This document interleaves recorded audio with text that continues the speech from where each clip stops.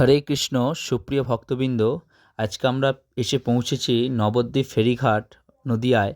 আজকে আমরা এই ফেরিঘাট পার করে মায়াপুর যাব। তোমরা দেখতেই পাচ্ছ, তোমাদের সেই দূর থেকে দেখা যাচ্ছে ইস্কন চন্দ্রোদয় মন্দির। আমরা এই মন্দিরে পৌঁছাবো, আর সেই জন্য আজকে আমরা ভাগীরথী নদী পারাপার করব।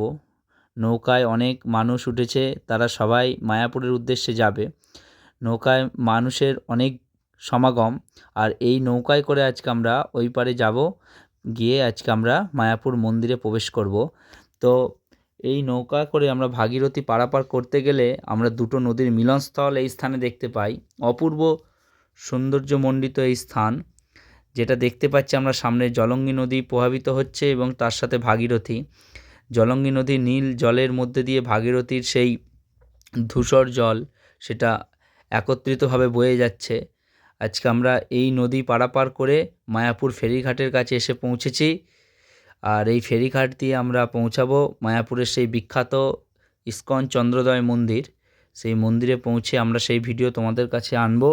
তোমরা সকলে আমার এই চ্যানেলের সাথে থাকো, আর সকলে দেখতে থাকো মায়াপুরের সেই অপূর্ব সৌন্দর্যমণ্ডিত মন্দির এবং তার পরিবেশ।